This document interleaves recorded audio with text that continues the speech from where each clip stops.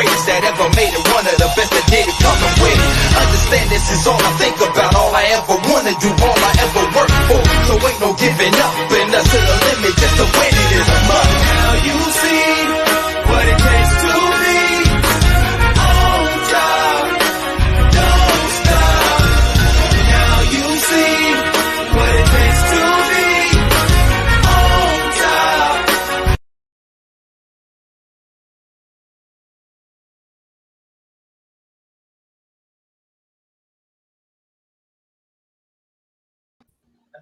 What's up, everybody? Welcome to Take 5 Sports. In a minute, we had to talk shit about LeBron James to get Ant out of retirement, to get Ant to come do a show. We had to talk shit about. That's what we doing. We had to talk shit about LeBron and his super teams to get Ant. We need to do a show. We need to do a show tomorrow. I give you that. I mean, okay, so it's been a while, man. You know, I can't even blame COVID for this because we've had ample opportunity. It's just our schedules. All of our schedules are so different, and it's hard to, you know, when you got a show of 4 people, you got a dean in here who's you got Big just time. so much going on. It's hard to try to figure out a day to get us all together, but I miss y'all, man. I know, man. It's good to be back. I miss you Good guys. to be back. It's always going to be LeBron that, brings us back together. Yeah. One way or another. Yeah. We got Dean Collins in the house. So Dean Collins, just to catch you up, because I know Dean Collins, she don't believe in Facebook. She like that old auntie who don't believe in technology. They got cameras on me. When I log in, they got the camera on me. That's funny. Sending chain letters to everybody inbox. Yeah. If you don't send this to 7 people, the Lord don't love you. He can shut you down in 5 minutes. Exactly. So, Ant, tell us what caught your ire yesterday. Tell us what your issue was. Tell us about the post, and tell us what your issue was about the post. So it wasn't a huge issue because I ignored the post to begin with. I ignored it. I was like, all right. So the post was a picture of LeBron, and then you had the Brooklyn Nets, KD, Harden, Kyrie, and now the newest addition, not official yet, Blake Griffin. And obviously this was a LeBron diehard fan that posted this, that pretty much gets everyone upset because it's always one person that does this. And the post pretty much said, Brooklyn is doing all of this just to stop one man. Right. And that one man is LeBron. It didn't say stop the Lakers. It didn't say stop LeBron and AD. It said they created all this to stop one man. I ignored the post. Hey, shit ain't for me. Whatever. I don't feel like getting into it. Until I started reading some of the comments. Okay. And it brought me on. And my initial comment was, I believe I said, what did I say? Is this not a true statement or something like that? Or it was something along the lines, are they creating this team to stop the Clippers and the Nuggets? That's what I initially put. Because other people took it towards, here we go with this LeBron shit again. And so that's all I said. They're not creating this team to stop anybody but the Lakers. But that's not what the post said. The post said they created this team to stop LeBron, and they put all the people on the Nets in the picture, and then just put LeBron in the picture like he don't got AD or 2 6-man of the years. The 6-man of the year and the 6-man running up on the team. That's what you say? I thought he did say one man.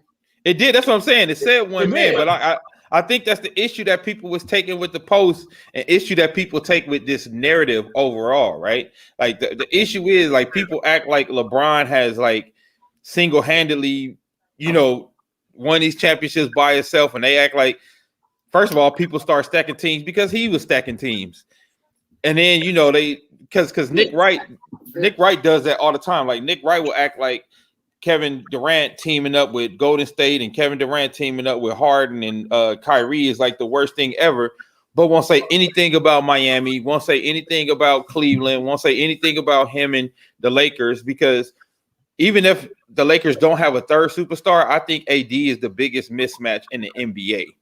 I think he's one of the most talented players on both sides of the ball in the NBA. And if you put LeBron next to AD, it's going to be problems. Damn near don't matter who you got on the court. And also, I think because we don't have a third superstar, people underrate the Laker team overall. And we'll get into that after we talk about this.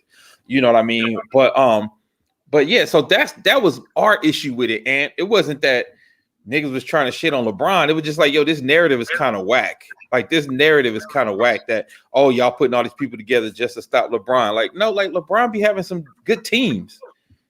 Now. Yeah, like since Cleveland first run. Right. Since Cleveland first run, LeBron has been on some good teams. He has. And like I called you and told you during the phone call, so I give y'all Miami. Miami was a super team. I have never denied that one day in my life. That was a super team. Everybody in their prime. Let's go win a championship. Everybody knew LeBron needed to do this because, one, he couldn't get not one star to come play with him in Cleveland. He tried to get Bosh to Cleveland. Bosh was like, bro, you live in fucking Cleveland. I'm not going to Cleveland, dog. And that's what upsets me with everybody. Like, LeBron tried to stay in Cleveland. He needed help. Nobody wanted to come to Cleveland. When you got teams like Kobe in LA, who's going to say no to LA? You got Miami. You got Chicago. He even tried to get Bosh to go to Chicago. It was Dwayne Wade who sat there and said, hey, why don't both of y'all just come to Miami? I'll take a pay cut. I free up both money to sign both of y'all.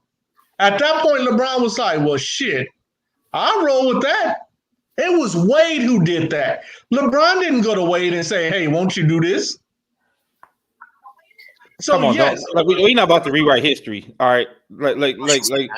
It was a team up. All three of them. Well, before, actually, it wasn't supposed to be Bosh. It was supposed to be about at the Olympics. Yeah, it wasn't supposed to be Bosh. It was supposed to be Carmelo, actually. It was supposed to be Carmelo, Wade, and LeBron. And then Carmelo, dumbass, re-signed with the Knicks. The Knicks. Yeah, he re-signed with the Knicks, and then that's why it ended up being Chris Bosh after that. But LeBron said he tried to get Bosh to come to Cleveland, though. But I don't look. Nobody's going to Cleveland. Like, so I don't even. That's not even part of the conversation. Nobody's going to Cleveland. The point is, LeBron has had some great teams, some great teammates. Dwayne Wade, who's arguably probably the third best shooting guard in history. And at the time, Chris Bosh was a top 5 big man in the league at the time when they went, right? Mm-hmm. Then when he went to Cleveland, even though Kyrie Irving hadn't done anything yet, we all knew Kyrie was going to be a star. Kyrie was putting up 22 and 6 at the time that LeBron came. And everybody said, and I don't know if y'all remember, a lot of people were saying, yo, LeBron's going because he want to play with Kyrie. Like, he want to play with that Kyrie kid. And then he got rid of a bunch of people and he brought Kevin Love in. And I know y'all look at hindsight like Kevin Love wasn't that good. When Kevin Love, the Lakers was trying to get Kevin Love. The Warriors was trying to get. The Lakers wanted Kevin Love. Yeah, the Lakers, the Warriors, like all the contenders was trying to get Kevin Love at the time. And Kevin Love was a 20-10 guy. I never disliked the Kevin Love move. I love Kevin Love. I just think they didn't use him the way he was being used in Minnesota.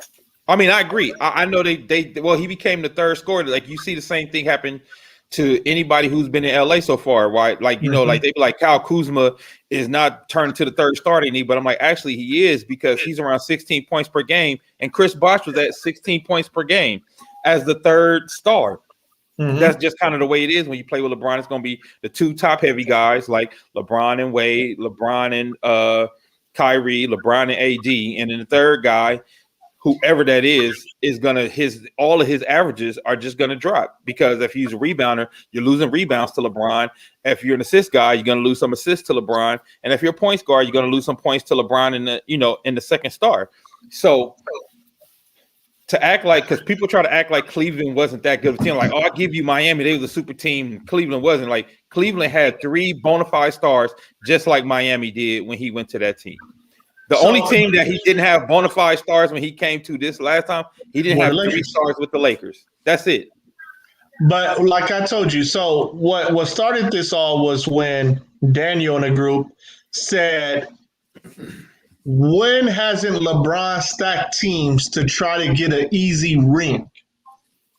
And I came to you and I asked you, I said, when LeBron signed with Cleveland, did you believe LeBron was going to win a ring with Cleveland? Was that an easy ring that LeBron was chasing in Cleveland?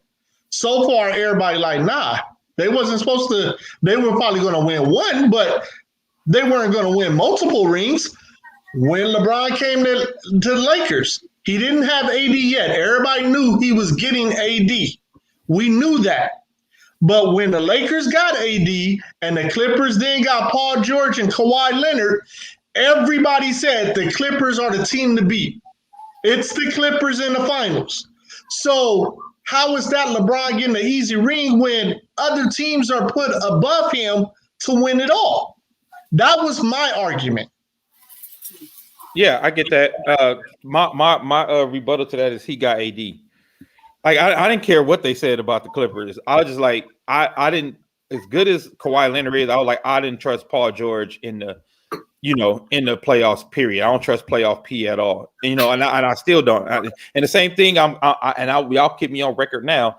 I don't trust James Harden in the playoffs. So as worried as everybody is about the Nets, I still do not trust that dude in the playoffs. So it still remains to be seen. Maybe he'll have an easier time because he has to do less. I don't know. But there's been times where James Harden, you see him stink it up when his team was the favorites multiple times. So, we'll see if that'll be different. But, to Donzel's point, he said rings aren't easy, period. Like rings aren't easy, period. But I get what people say when they use that hyperbole, though, right? Like when they say, try to stack up for an easy ring. Because if you stack up with when he got with Bosh and Wade, he knew he was getting a ring. Yeah, well, everybody knew they were getting a ring. When he got with Kyrie and Love, a lot of people felt he was going to get another ring. Like they said it, all the pundits said, with Kyrie and Love, he was going to get another ring. When he got AD, a lot of people say he's going to get a ring, and a lot of people chose the Clippers. And I think that was more of LeBron is in his 18th year when this happens. Mm-hmm. I think that was more about that because you got 2 other younger perimeter players in a prime who were top 3-and-D, the top two-way players to go to the same team, which I want to talk about because I know everybody's talking about how they defense was going to be like nobody's going to be able to score on them. There's going to be like the Pistons, and I just haven't seen it yet.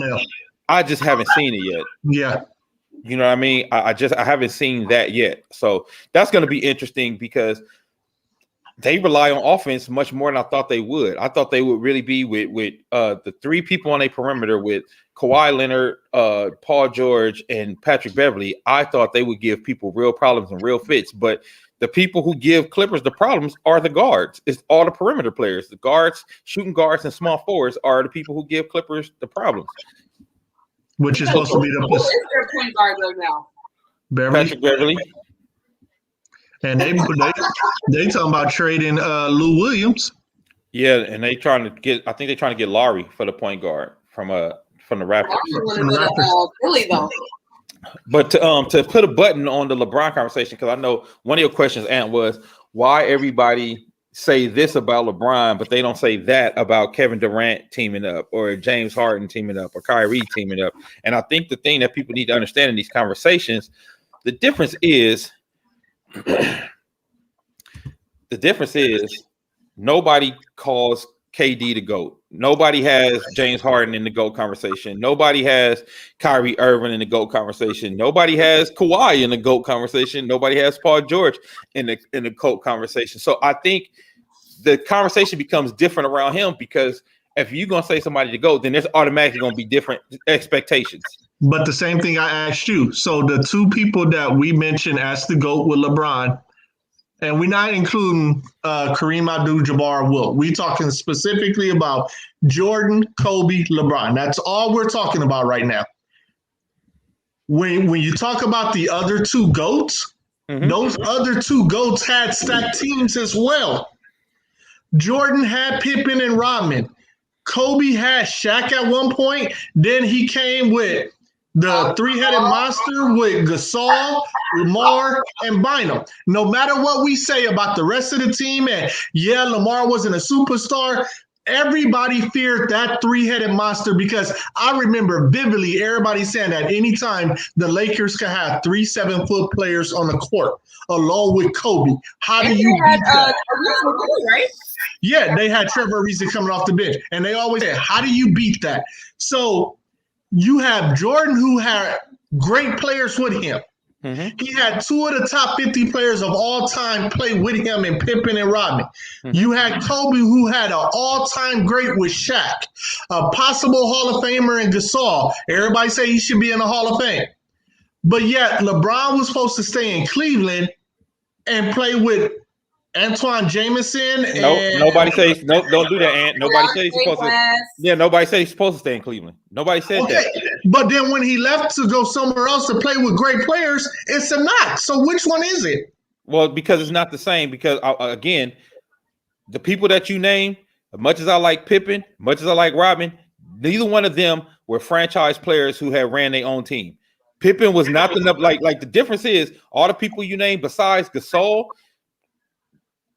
He had 2 number 1 guys on all the teams he won championships with, except the Lakers. But he had 2 number 1s with him. Kobe and Jordan did not have 2 number 1s with them on those on either of the championship teams that they won. They didn't. Okay. So it was only strictly because they were number 1. So if LeBron say teamed up, who were number 2s at that time that you would say? Talking about when he went to Miami? Yeah, who went to the number 2? I don't know, man. I think Carmelo was the number 1. He was a 1. Yeah, Carmelo's still number 1 at the time.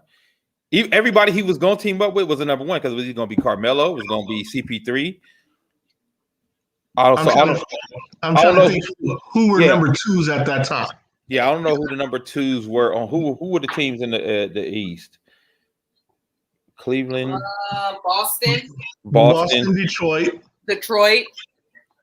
So the Pacers. So Paul George was a 2 at the time.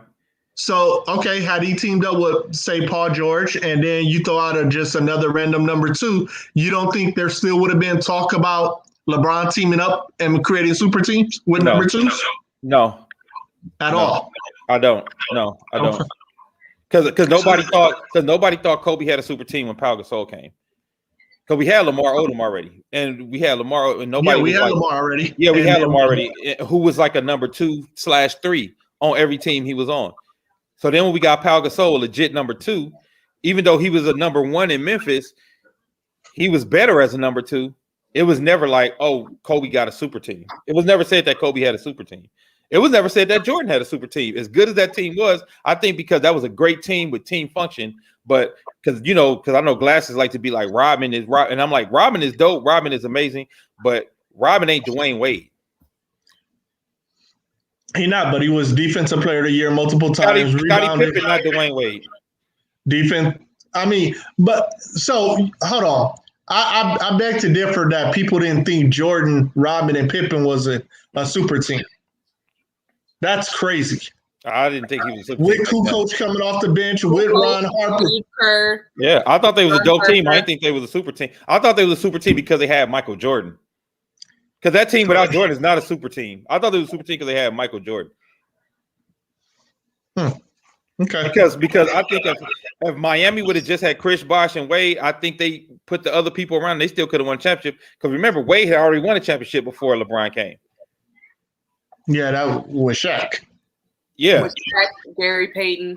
I don't think Wade and Bosh is winning the championship in the East against a possible LeBron team or that Boston team, or I don't think Wade and Bosh is beating any of those teams. I think if it's Wade, Bosh, and they get another 3, like if they get a good number 3 guy, I think they could have won in the East at that time. Okay. I think they could have won in the East at that time because the Celtics barely got the 1. You know what I'm saying? Like Celtics barely got the 1. Orlando was still there. Orlando was still there. That's the one probably was the biggest threat to everybody because that's the team that put out Cleveland. So, and that was a hell of a team. Again, that was a hell of a team, and not a super team, just a really good team. Really good collective group of players. I'm trying to understand what Quincy is trying to get at with his question. Other than LeBron, can you name a player in a GOAT combo that left his team in his prime and joined another top 5 player? No, I can't. But so Quincy, what we talked about was, and Dame just said this, LeBron wasn't getting nobody to Cleveland, dog.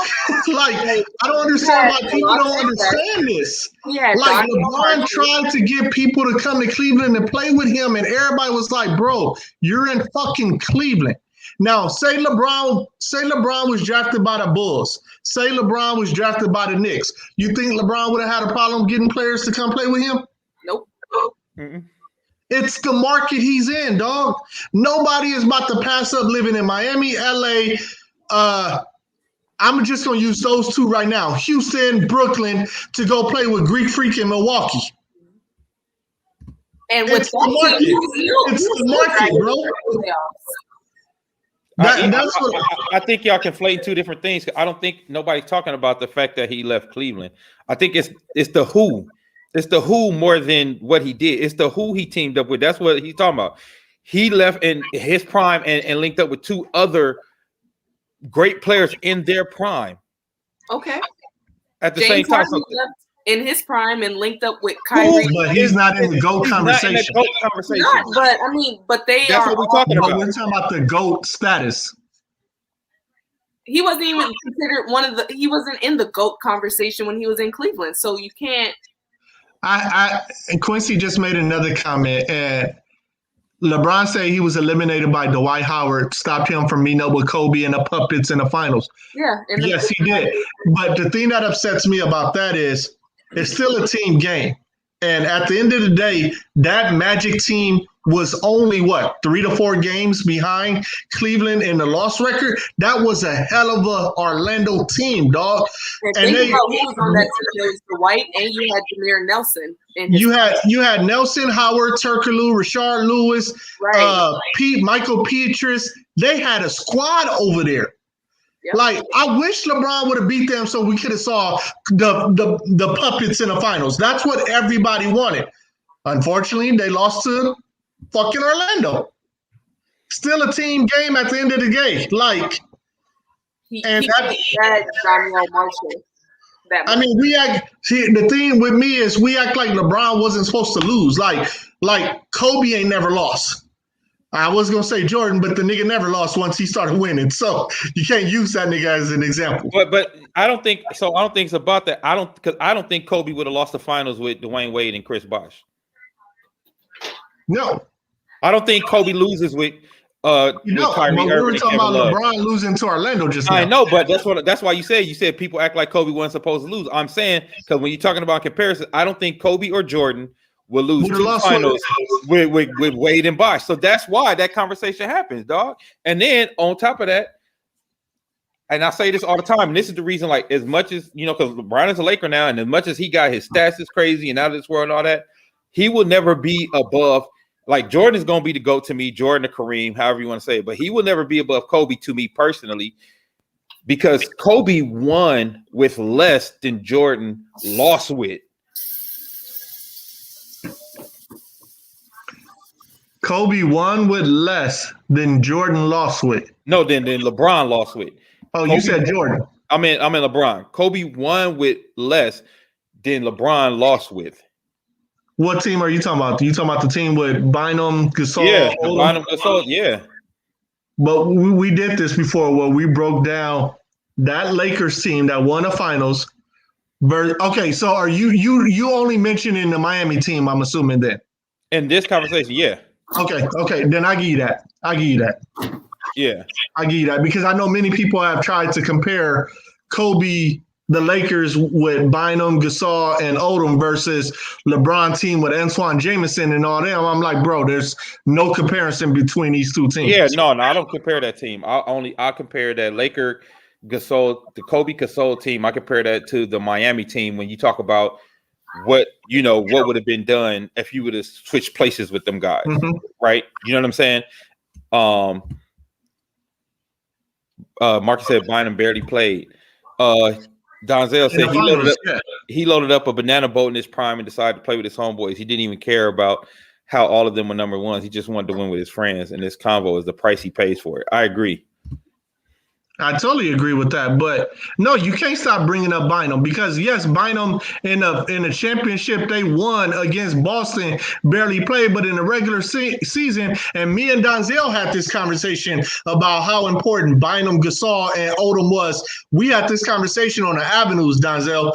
We had how important Bynum was to that team. Yes, he got hurt in the playoffs and didn't really play that well in the finals and whatever. And because Boston always say, had Kendrick Perkins not got hurt in the finals, they would have beat the Lakers in back-to-back. Boston fans say that all the time. So we can't. Yes, if you talking about the playoffs, Bynum wasn't big, but in the regular season, Bynum was huge, dog. Let's not act like those. Yeah, but I don't think we talking about championships right now. So why would you bring if he barely played in those championships? That don't because I don't. Well, I'm a Laker fan, so I don't care about the regular. But he still played though. No. He didn't play a lot in those playoffs or that finals. He didn't. He didn't play a lot in that playoffs or that. But finals. he got us to the finals. He was part of the team to get us to the finals. Yeah, he was part of the team to get us to the finals, but he didn't play in those finals. So I can't stop bringing him up. Well, you can stop bringing him up when we talk about championships because he wasn't in the finals. Like Donzel just said, regular season ain't the playoffs, dog. Okay. Like, you know what I'm saying? Like, if he would have played and balled out in the finals, then I would get your point. Like, oh, we had Odom, we had Bynum, we had so then you could say it like that, but you keep saying like that, even though Bynum wasn't a huge factor in that finals run, or like that whole play. He was hurt for that whole playoffs, really. Even when he played, he was hurt for that whole playoff. So I think if we would have had him, it probably would have been sick. It would have been probably a sweep. If not, Boston would have won one. Yeah, I think we would have been a sick team if he wasn't hurt in the finals. But we had to dogfight through that whole playoffs because he was hobbled. You know what I mean? Because that was that was really a big loss. So to your point, yeah, he was big for us in the regular season. But we had to do it without, you know what I'm saying? Crunch time. Yeah. The Cavs was the best team in the East in 2009. Cavs was the top seed. Both teams, had 5 players averaging double figures in the Eastern Conference. Hedo Turkoglu was the most clutch player in that series, and that was the difference. Talking about Cleveland versus Orlando. Yeah, nobody said Cleveland wasn't the best team. I literally said Miami Orlando was 4 or 5 games behind them in the win-loss column. We know Cleveland was the number 1 seed. But are we really sitting here tripping that he lost to the number 2 seed? Well, only because he's the GOAT, right? And that's what I'm saying. When you talking about the GOAT, it's a different conversation and different expectations. Can we agree on that? The conversation around him is he was 20 years old. No, he was the dude. He was primed as a dude. That's why he had them damn puppets. Let's not act like LeBron wasn't that dude at the time, and people weren't already talking about him as one of the greatest. Come on, Britt, don't do that. They was already saying he was one of the greatest of all time then in 2010. Yeah. No. I give you that, Dane. Marcus, you don't like LeBron, period. So I can't even have this conversation with you, my nigga. Every day you post a highlight of something happening against LeBron. Every day. So I can't have this conversation with him. How do people not like whatever? Anyway. I feel that, Brandon. They were a mismatch because they was able to play small ball, definitely. And the outside shooting was sick, dude. They were saying he was better than Kobe. I really wanted to see the puppets. We were robbed of that. We were really robbed of that. And I know Nike wants to beat LeBron ass for that because that shit, man, the puppets, that whole commercial and everything was so amazing. And that's why I never forgive LeBron. I would never forgive him for not giving us the puppets, man. I give you that, man. I would never forgive him for that. Now, because I think that one series would have probably put this conversation to bed either way. Who you think win that series? I think Lakers would have won. I think Lakers would have won that series. I think they would have won because it would have been a 7-game series. But you got to understand, if I'm not mistaken, LeBron head-to-head with Kobe, I think his teams had a winning record against Kobe. But you put the same team in a 7-game matchup, Kobe definitely would have sat there and probably shut LeBron deep as Yeah, now one or two games. I think the head-to-head matchup to Kobe, that shit don't matter to him until it's the playoffs. Until it's the playoffs, until it's the playoffs. So Marcus is going the hell off. This shit is hilarious. Man, like I think he bring up LeBron more than Savannah, dog. Like that shit is crazy. But to Quincy's point though, but to Quincy's point though, that's why he gets the smoke that he get though, because back then they were saying before he even had 1-2 rings, they were saying he was better than Kobe. And when he got 2 rings, they were like, if he get 3, he passes Jordan. Yeah. And so that's gonna make the conversation change where you looking like, okay, if y'all saying he's better than Kobe and Jordan with 2 rings, we're gonna have to dissect every single thing that he does and every single way he's won and why for you to be able to say that. That's what I think it is. So speaking of LeBron, Lakers right now are currently without AD. We start up second half of the season tomorrow night. Yep. And we gotta. I thought it was Thursday. I thought it was Wednesday, or is it Friday? No, I think it's Thursday. Let me check again though.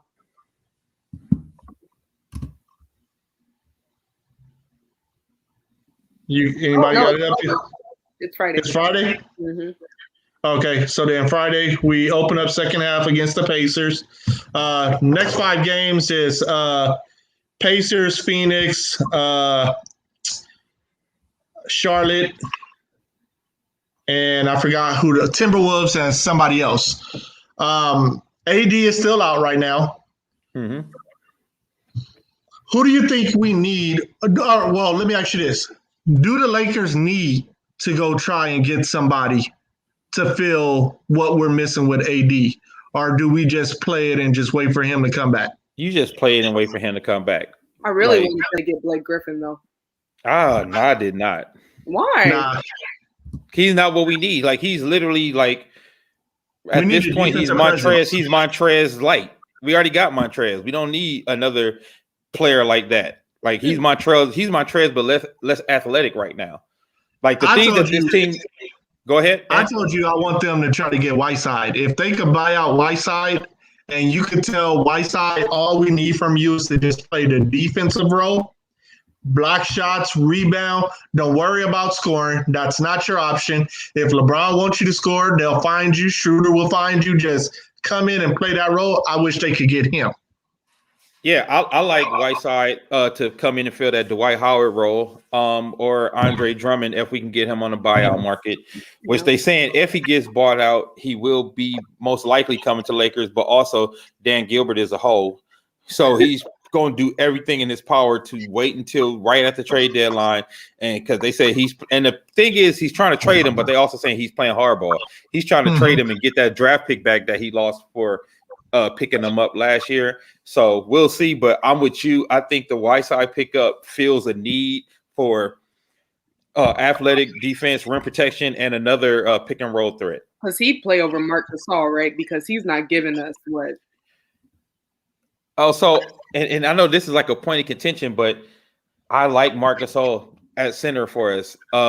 It looks different because he's not an athletic big, but he plays good defense. He's actually like 0.5 blocks behind Dwight Howard right now, but his block shots aren't always block shots. He makes people change their shots a lot. You know what I mean? And but what I like from him more than that is he is another playmaker, and that's what we need. His passing skills are amazing. His passing is crazy. Like, he's a center that we could put at the top of the 3-point key, and he can go to work. And so when you got him on the court, LeBron on the court, Schroeder, we're a really dangerous team because everybody else can run around, cut, and move, and you got 3 good passers on the court. The only problem I have with Mark sometimes, it seems like he doesn't even look like he can move. Right. Yeah. It looked like he's retired 4 years ago. Yeah. So I get frustrated with that. Am I the only one that's scared of AD injury? Yeah. No, you're not the only one that's scared because it's very similar to the injury that KD had when he came back too early and turned to an Achilles tear. So no, but I think that's why they're being overly cautious because remember, KD came back like 2 weeks early to try to come back for the because playoffs. he wants to play in the playoffs. Yep. Yeah, so I think AD, they trying to keep him out to make sure he's good. But even then, like you said, and even when he comes back, I'm still gonna be a little leery of that because his ass always on the floor like Miami Shaq. Game, dog. You know what I'm saying? His ass always on the floor like Miami Shaq. So yeah, I'm still gonna be leery for that. But so I think that goes to Donzel's point too. It's a matter of you willing to bank on AD staying healthy or not. And that's why I think I really would want Drummond over Whiteside. I know Whiteside might be more practical and more doable, but I would want Drummond because even though he's not AD, Drummond can give you 15. And then, Trez can go to work a little more and score, become more of a scorer. I think we would have to change the way we do the personnel, which, because even in this stretch without AD, I think some of these losses were just because Frank Vogel was doing some dumb shit with some of these rotations. Like there was something like sitting Montrez on the bench when he has like 25 points and don't even play him in overtime. Yeah. I was like, what the fuck is this, dog? Let me ask you this question. You're a GM. Uh-huh. Give me your pitch to Drummond for the Lakers versus Brooklyn. Because he's been linked to Brooklyn also. He's not going to go there because Blake went there. Well, I was going to say, so my pitch is we're going to have more opportunity for playing time for you. We in LA. You get to play with LeBron and AD. You and AD are close friends. We know y'all really like each other, so this will be a good opportunity for y'all to finally get, a chance to play together. And after LeBron leaves, we're going to be building around AD, and we want you to be a part of our future. How old is Drummond? I was going to ask 27. That's it? That's it. He's only 27. Bro, why I feel like this dude been in the league for 10 years, dog? He ain't been in the year for 10 years? He's 27. I looked it up. He's 27 years old. Damn. I swear he was on the Pistons for like 8 years. That's because that's what it feel like. That's what it seemed like. Blake been there for 8 years. He only been there for like 3. Damn, he 27, dog. That's a good point, Speed. Speed said Drummond can't play in crunch time, though. He's bad at free throws, which is why. So in those cases, you be like, so we can't use him in crunch time, but a lot of times AD is going to be our 5 in crunch time anyway. You know what I mean? Oh, shit. He was drafted in 2012, so he's been in the league for 9 years. Yeah. Damn. So he came in hella young. Yeah. Damn. That's crazy. I thought he was legit like 33, 34. That's what I thought. He's 27. So that's what I'm saying. So if you get AD, build this shit around AD and him, dude. That's what I'm saying. AD, Drummond, and Schroeder and Kuzma, that's a good little core to build around after LeBron is gone. Do you see the Lakers trading at the trade deadline, getting rid of Kuzma?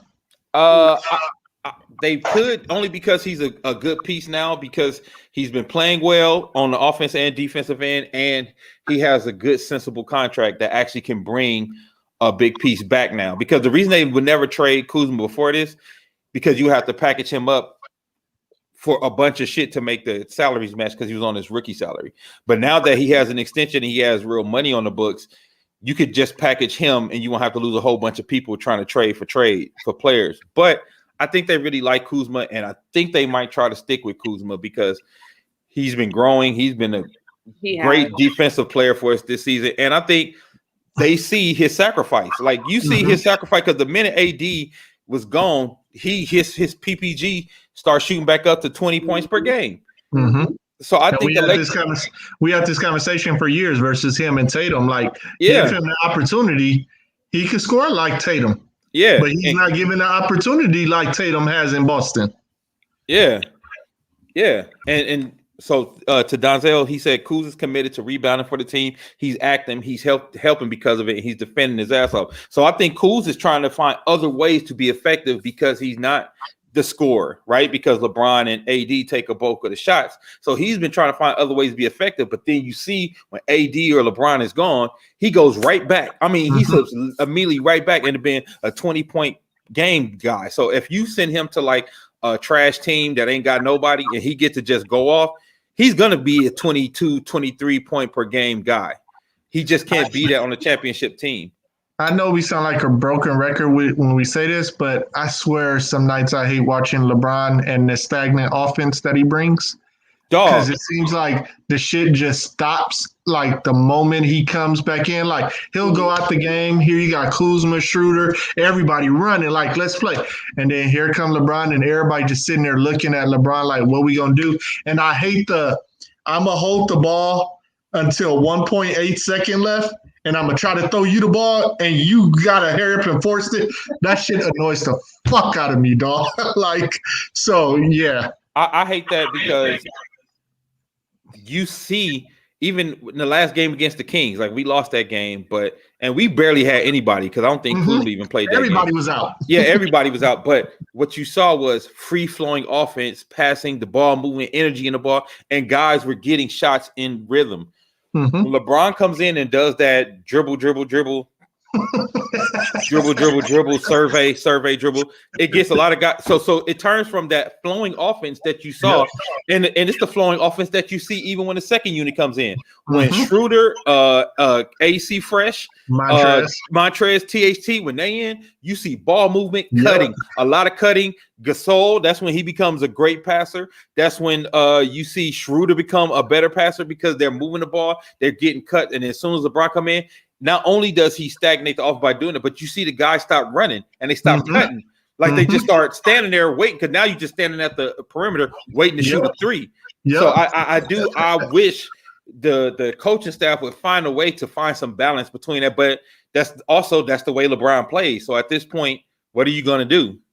Yeah, and I remember when he signed with the Lakers, we talked about it. We were hoping that he changed his playing style and let somebody else run point guard, and he run a small forward and play off the ball, or go down low and play in a post. But it's never gonna happen, dog. And it's like, I will say, they have been giving Schroeder a little more responsibility with bringing the ball up, and they have been having Schroeder, be a playmaker a little more, even when LeBron is in. I've seen him specifically take LeBron off the ball when he's in the game, because usually it's just Schroeder goes to the point guard when LeBron is out the game. But I've seen recently Schroeder has been, bringing the ball up, and then they also has been running some action to get to get Marc Gasol at the top of the key to make some moves and get LeBron off the ball, because LeBron got some easy dunks and some easy buckets in a few games because of that. I just wish he would do it a little more often, especially in the fourth quarter, because it seems like we always have these stints where the offense we don't score for like 8 minutes. You know what I mean? Like we had these stints where it's like the Lakers haven't scored in 3 minutes and the other team goes on like a 32-10 run, and somehow we win because defensively we get back in the game. We have been doing really well with playing defense, but I'm just like, y'all, it shouldn't be this almost every night. You know what I mean? Ryan said, I feel like that was kind of the issue for Danny Green and Matthews. They just spot up shooting. It's hard to get in rhythm. Yeah, especially Matthews, because I thought he was going to have a bigger role and play better with this team. But like you guys say, it's hard when you're only giving somebody 6 shots a game, 7 shots, and you're expecting them to make damn near every shot when they're shooting once every 8 minutes. So, what am I supposed to do, bro? Yeah, and then LeBron, I don't know, man, because I think he has to do a better job of recognizing who's hot.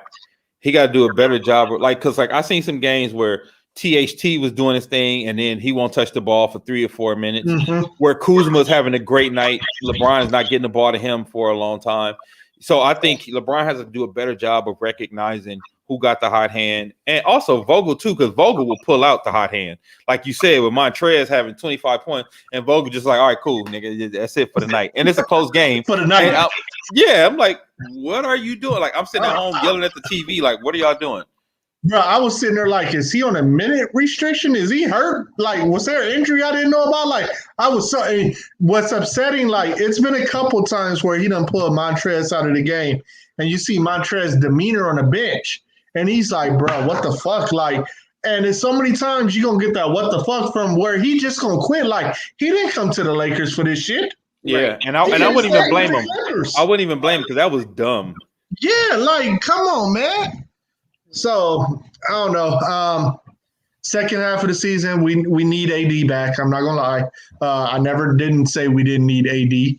LeBron and Schroeder done what? they're 5-6-3 now, or 6-4 without AD. But we need AD. Everybody knows that he's the defensive catalyst on this team. He's our offensive weapon when even when LeBron is in the game, the offense has to go through AD. Well, I think we do need AD because he's a defensive player. Yeah. Pulling them for defense, who knows? Yeah, I really have no idea, Ryan, because it made no sense to nobody. But to your point, and I think we can, because remember too, we had lost Schroeder right after we lost AD to COVID protocol. COVID protocol. So we lost AD and Schroeder right back to back, and I'm like, we don't have enough to win a lot of these games without AD and Schroeder. You know what I mean? And then when Schroeder came back, we won, but then Kuz got hurt. And then Kuz was out. And remember, we lost Kuz and Caruso. And I know people don't think that's a big deal, but Caruso is really big for us in our second unit. It don't show up on the box score, but that dude runs the hell out of our offense. Like he's probably not going to score a lot, but he's going to run the offense and he's going to get big defensive stops. Like in those games when we're not scoring for 3 and 4 minutes at a time, it's because of people like Caruso, THT, Harrell, and Schroeder, who give us energy on that perimeter and give us life that we don't have because AD is gone. So I think those things are very, very important. And I think we'll win a few more games now that, we should have most of our team back sans AD. Because we can win some games without AD, but we're not going to win without AD, Schroeder, and Kuz. That's asking a bit too much. Hey, who the fuck is Harrell? Who the fuck is that? I don't know that dude. Question: what y'all think about your boy LaMelo? I told y'all LaMelo was going to be the. I told y'all before Lonzo got drafted. I said LaMelo going to be the one though. Y'all, you remember that, Ant? Yeah. I said LaMelo gonna be there. I saw it, and everybody like, I don't know. He don't got the fundamental. I'm like, dog. He's like Lonzo Ball with a shot. He's gonna be a problem. When I tell you, Golden State is probably kicking themselves in the ass. And I heard that they promised to take him. The guy that they drafted from Memphis is not bad. Wiseman, LaMelo though. He ain't LaMelo, but he ain't LaMelo. I mean, Anthony Edwards has been good for Minnesota, but. Man, the shit LaMelo, once he became starter, it's like, bro, like. Could you imagine LaMelo with Clay and Steph? They would have been going back to the finals, dog. Like, bro. They would have been going to the finals. And LaMelo is showing every game he has range. He's hitting his threes. And he rebounds. His rebounding, his assists is amazing. I'm like, dog, like, yeah. And you notice that Gordon Hayward all of a sudden is like a good player again. Revived himself. Yeah. And we play them I think it's the second game coming back. Might be the third, second or third. That's going to be a fun ass game to watch, bro. And I would not be surprised if Charlotte comes here and whoop our ass because they got a young, nice team with Mikal Bridges, Terry Rozier, Gordon. Who else they got? They got Bridges. dogs. Oh, Bridges, Mikal Bridges. Yeah, they got dogs. They got Jordan dogs. finally got it right, dog. He finally got it right, and they're building something nice. I still think they probably one more big veteran piece. I agree, Ryan. Over there. Hayward was slept on with the Celtics. He wasn't allowed to be himself with the Celtics because it revolved around Jalen, Jason, and Kyrie. They had too many guard. They had too many perimeter players. They had way too much. He didn't fit. His daddy did said so I don't want to give LeVar his props because I think a lot of us in the group thought LaMelo was going to be the shit, especially when we went to what's the shit that happens in Watts? Summer League. Drew League. We went to the Drew League and I saw how tall that dude got. I was like, oh, this dude is big as fuck all of a sudden. So Lonzo made it. Everybody knew LiAngelo wasn't going to make it, bro. No matter how bad LeVar tried to push that shit, nobody saw NBA in LiAngelo. I think it was maybe two people in Take 5 group that kept pushing LiAngelo could make somebody team. I think he was gonna barely make it had he not fucked off at UCLA. I think he would have barely made a team had he not fucked off at UCLA. Honestly. And that's what not lost his complete eligibility. Like, did he lose his eligibility based off of that? Yeah. And that was his freshman year. Yeah. And then, I personally wasn't a fan of, when LeVar took LaMelo out of school and sent them to Lithuania and all that shit. That was just me. I was like, man, he should just stay home and play it out here. But, hey, that worked out. The boy still was going to get drafted. Everybody said once he got to 6'8", 6'9", he was going to be number one pick no matter what. Yeah. Because of that growth spurt. That ultimately, I think that's what did it. Yeah, that dude, he's the truth, and you could see just the electricity that he brings to the Hornets. Yep. And that's why I was like, I can't imagine if he would have been alongside Steph and Clay. Man, Golden State would have been back. As much as they say, when Clay come back, I'm still not scared of that team. When Clay come back, I don't think they got that same magic for some. You know what I mean? It's like because I do. I don't see it. They don't have so the makeup that would make them so scary. Yes, it was Clay and Steph in the backcourt, but Draymond was playing otherworldly. He's not anymore. He's playing. Still doing it. He's been okay. Like his 3-point shot is gone. Yeah, but he's rebounding more and assists is way up. He just had the other day, 17, 18 assists or something like that. Draymond runs that offense. He's like the de facto point guard. No, he's always ran offense, but I'm saying watching him this season, even because it's not just so the numbers are probably still similar, but the dynamic, how he does what he does dynamically, it's not. It don't look like it's not there. Does that make sense? You know what I mean? Like the effect that Draymond has on the game, it don't look like it's as powerful as it used to be. Because I used to see when Draymond would come in and really put his stamp on the game, and it don't even when he's playing. Especially even when we saw him play the Lakers, when we saw him play the Nets, when we saw there were 3 or 4 games I watched when I was like, Draymond is not putting his stamp on this game. You know what it is? The team used to have Draymond's DNA, and it don't feel like that anymore. And you don't have the Sean Livingston's off the bench no more. You don't have the you know what I mean? Yeah, you don't have the Iguodala's. So the things that made that team special, even when Clay comes back, I think they missing some of that specialness that they have. I could be wrong though.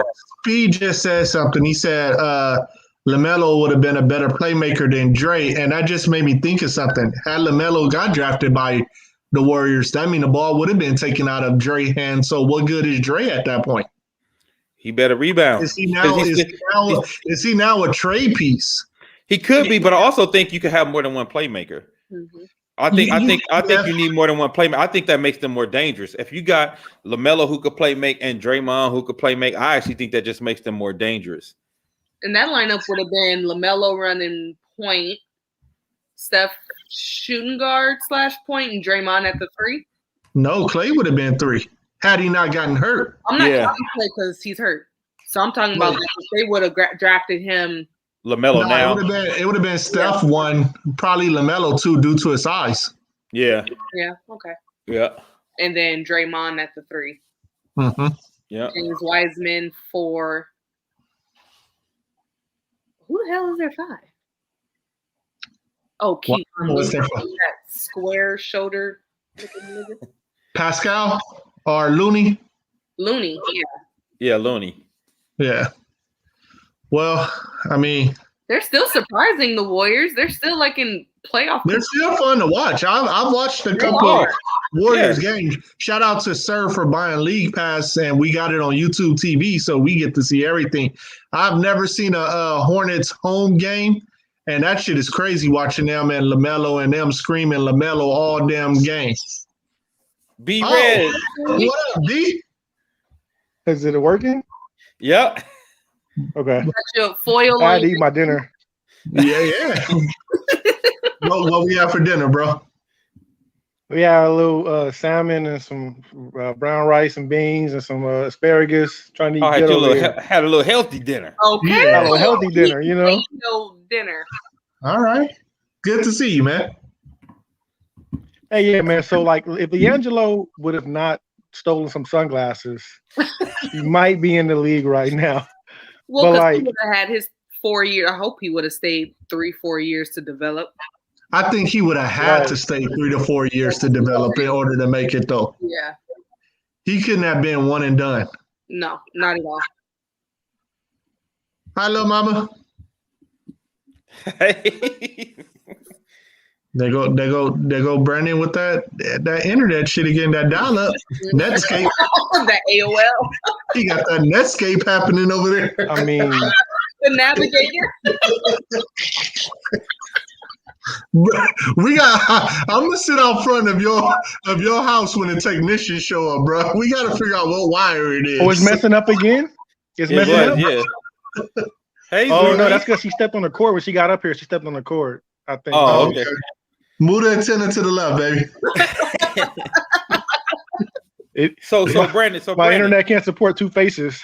Just one. Just one. So Brandon, how do you feel about the Hornets right now, and what do you think the Lakers need to sustain? Do you think we need to make trades, or do you think we just stand pat until AD get Okay, back? so to answer the first question, I'm mad that LaMelo went to an East Coast team. I only seen him play like twice. Other than that, it's just highlights. But like you said before I got in, he's bringing so much electricity to that team. It's crazy. The Lakers, I think they still, what they're missing the most to me are those easy lobs. Like just watching them play, like those lobs were like, a big part of their game last year. And you said it last year when we were like doing our Lakers shows or whatever. When Rondo was out, they were missing those lobs. They weren't getting lobs when Rondo was out. When he came back, all of a sudden JaVale and Dwight was getting like 2 or 3 a game, and that was their main amount of points. So I think now we're missing those easy back doors, those lobs. So, Gasol's doing his thing, but he's not that guy. So maybe if they can get an athletic big, and I would just like a specialist. I just want a nigga to come in there and just hit his threes, no matter if he's hot or cold. If he hasn't played in a while, he could just come in and just, he's a shooter. We need a specialist. We haven't had a specialist shooter. Hell, I mean, when's the last time we just had like a straight 3-point shooter since LeBron's been here? Like that's it. You know what I mean? Well, like a Kyle Korver. Well, we kind of talked Right. about that earlier. I think we have it, but I just think the way that we utilize them takes them out of rhythm. Because I think Wes Matthews is supposed to be that. I think Danny Green was supposed to be that. And I think the way he uses them, giving them the ball with 2 or 3 seconds left at the end of the shot clock, they don't touch the ball for 3 or 4 minutes straight. I think some of that, honestly, is on LeBron, that are especially 3-point shooters. All due respect to you, Dame, fucking Danny Green just wasn't doing his job. I'll give you Wes Matthews. I'll give you Wes, and I'll give you some other ones. Danny Green had open fucking looks, bro. Like, Yeah, he did. Like, he did. they traded his ass. That's why he got traded. Like, they knew he just wasn't doing his job. That was it. Like, we brought you here for that. And Danny Green would fit into that Kyle Korver, type role where you just get a catch and shoot type guy. I'm not too familiar with Wes Matthews. It's later in his career, but I know earlier in his career when he was with Portland and even Dallas, he was more of a kind of create his own shot type guy. And I don't know if he's transformed into a catch and shoot guy, but I feel like he needs rhythm. You know what I mean? So being those rhythm, shooters where you kind of need a couple of dribbles is different. I just want a guy on our team like a JJ Redick. I need like a guy that's just comfortable catching and shooting no matter what. You know what I mean? Just, right. he doesn't Somebody need to who be- don't need rhythm.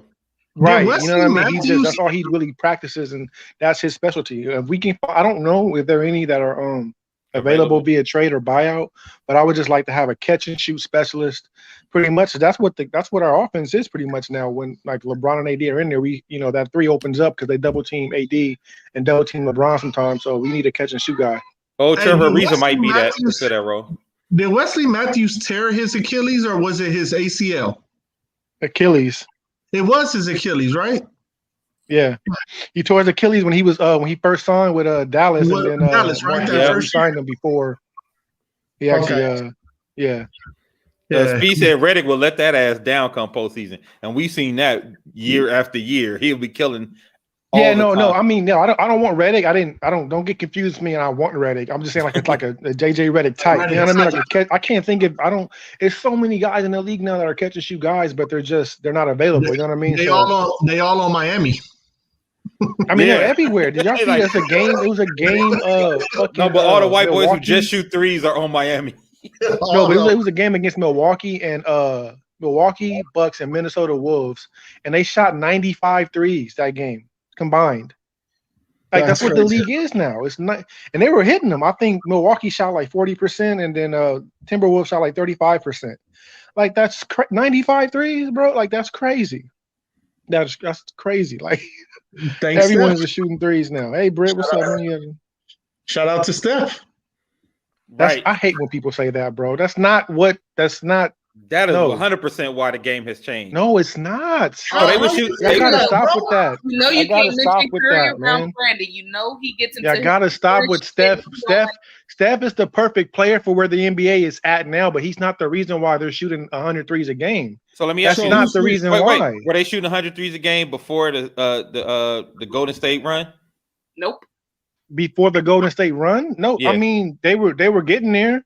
This is a progression of where the league was going. I think y'all go back and look at the analytics, go back, I'm telling y'all, man, y'all got to stop with Steph is the reason why they're shooting so many threes. The reason why they're shooting threes is because analytics. Steph is the poster child for the 3-point shot. Absolutely, 110%. That's why. But going back before Steph even was in the league in 2008 is when the transition started because we lost in the Olympics the year prior to that. So when they made the Olympic team, they got Michael Redd and they had a bunch of other special like catch and shoot guys and Kobe Bryant and all of them were shooting more threes than they had ever shot going into the Olympics. If you go back and look at 2009 and on, there are players like Chris Paul, Kobe, Carmelo Anthony, dudes that were like traditionally 2-point shooters had career high in 3-point attempts the next season because they were used to doing that in the Olympics prior to that, and the league just started changing more and more from that.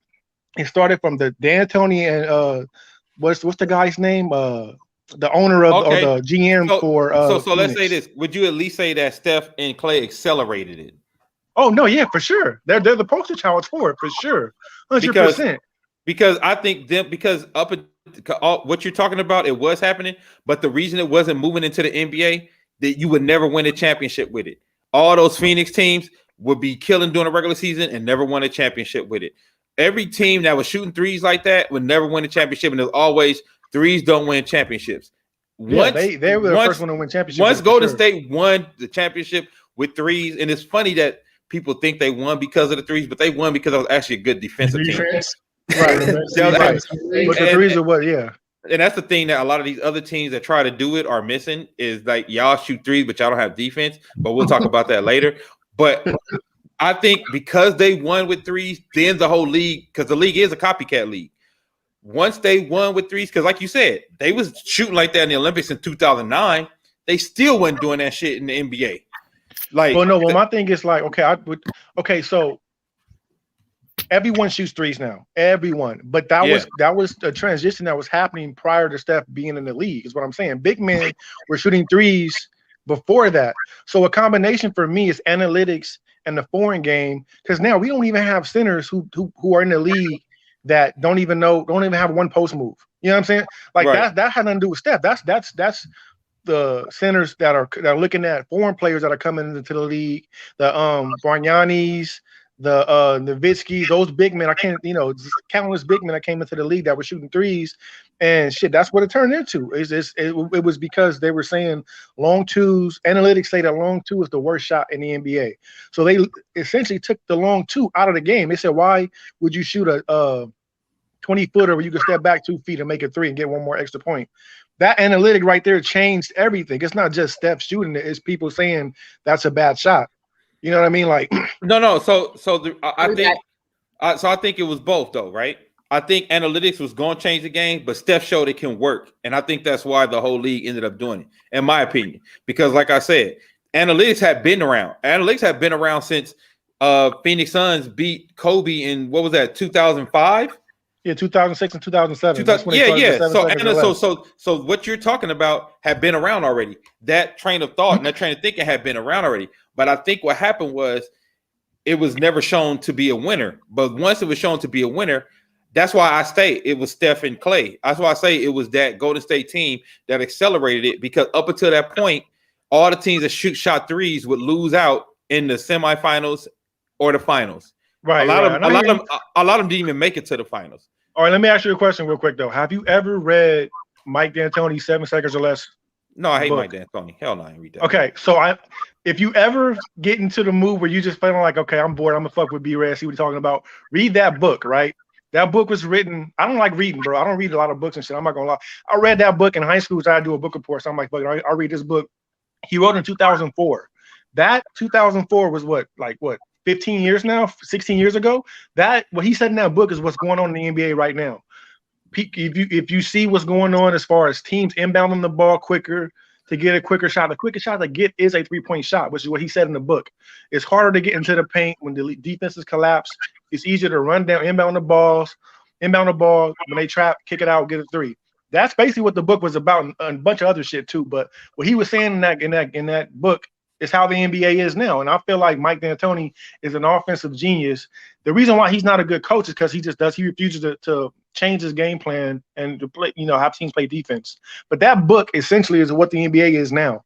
And you see teams running faster, teams getting more possessions, teams not shooting twos, big men out there running. Those are all things that he wrote in that book. So you said a copycat league earlier, which is what I believe, but I believe is more modeled after what Mike D'Antoni put into the league as opposed to just the 3-point shot. Because even with Steph and Clay, we still had to have a big man, essentially like Draymond, who was a center but was playing the 3-point line. Yeah, so I want to go to Donzel's point. He said Golden State's mantra is take any shot available. They led the league in mid-range jumpers. Again, a lot of people attribute that team's winning to threes, but basketball people like me, Brandon Red, you, Donzel, because we had these conversations, we know they were sneaky good defensively, and they were sneakily shooting a lot of fucking mid-range jumpers. Yeah. Like Ryan just said, they were shooting top mid-range shooting team. Yeah, Sean Livingston, that dude was like super efficient from mid-range. Iguodala, and then even KD was shooting a lot of mid-range jumpers when he was there. Yeah, so the funny thing is we see highlights, right? And the highlights say Steph won it with those threes. You know what I'm saying? Like the highlights say Steph won it with the threes, but if you watch those games, it was threes, defense, and the mid-range. And the reason I say that is because the reason Golden State was so dangerous, they could shoot from anywhere. They could shoot from anywhere on the floor. You know what I mean? And they had they had defenders. So I think that's something that's important to note. But again, that's why I said Steph and Clay, I think, accelerated this shooting threes only shit. And people leave out the defense part and they leave out the mid-range part. So the formula don't quite work out the same. Because we seen some of that in Philly. We seen them kind of try to play like that a little bit in Philly. But they don't really play defense like that, and they got Ben Simmons who has no mid-range. He don't try to hide that shit. Yeah, so of course you're not gonna get the same results. Miami, they were close to what Golden State was doing last year because Jimmy Butler shot a ton of mid-range shots. They shot a lot of threes, and they were good defensively. Mm-hmm. You know what I'm saying? So I think to me that's the full Golden State formula, but I think a lot of people try to take the D'Antoni Phoenix Suns formula and think that was Golden State's formula when it's really not. But you see a lot of teams playing the D'Antoni version of that. The D'Antoni version is with the Nets right now. They're all offense and don't play defense.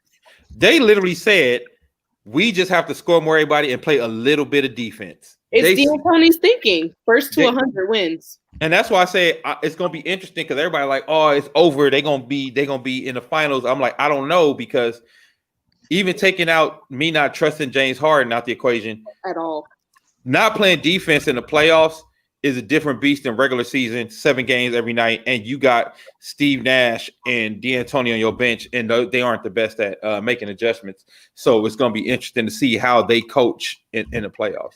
Is KD not 100%? I don't think so because he keeps missing. Started off 100%. Because I know I keep hearing, multiple pundits on the radio and everything keep saying they don't trust his injury right now. Like he's not back yet, and I'm like, no, because how many games has he missed? Like 10? But he missed a couple due to COVID protocol. Yeah, they put him off the floor for COVID for a couple of them. Why is he out now? But remember, all of them because Kyrie was missing games. Harden, I think they really on some like, I'm gonna take the night off. Yeah, I think I'm gonna take the night off. Kyrie said he didn't want to play. Yeah. Hey, okay, I got a question for y'all three. Have we ever seen a big three where all three players can get their own shot anywhere on the court whenever they want to? Like them? No. Like Kyrie. I mean, that makes them that makes them more The dangerous Warriors. even without defense to me. The Warriors were like that. No. When they had Warriors were- Clay and KD. Oh well, No. Clay not gonna ISO you up and get his own shot whenever you want to. Yeah. His capability is not up to KD, Kyrie, and James Harden. Like he scored 61 and had like 7 dribbles. He's a catch and shoot type nigga. You know what I mean? Like he really did barely dribble and score 61. That shit was wild. Yeah. it's the greatest shooting night ever, So- dog. My fear with them is I think it was Coach it was Verb that said they score a combined 87 points. Let's say 90 points. With the big three. Then you got to just kind of hold off the rest of them dudes. Like what? Like Joe Harris is a fucking assassin. Like you know what I mean? He gonna get his 12 to 15. He's the Klay Thompson of that team. That's 105 right there. And then you get a couple dudes come in and get 2, 3, 2, 4, 6 bucket You off got the bench. 113 every night. You know what I'm saying? That's like you got to score at least 120 to beat them dudes. You know what I'm saying? Like I think you have to play defense to beat them dudes. You're not gonna outscore them. You're gonna have to make it hard. What defense do you play against them? You when you have all three of them on the court, you have to play KD 1-on-1. I'll say you switch everything and you don't leave shooters. Switch everything and stay at home on the shooters. Lakers with a healthy AD. What do you do to stop that team? I try to make. So to me, the way you stop this Nets team, you can't let James Harden have 30 points and 15 rebounds. 15 assists. 19 assists. I was about to say. Yeah. He can't have those games where he has 30 points. He got to have like 12 points and 10 assists, or 30 points and 5 assists. Yeah. That's because if you stop that, then you make the rest of the offense stagnant because he does have the ball in his hands, and that's how you stop him. So do you think another way to stop him is to put the ball in Kyrie's hand instead of James? Hell no. Harden? I don't think you want the ball in Kyrie's hand because he could do too much with it. But James can do more than Kyrie though.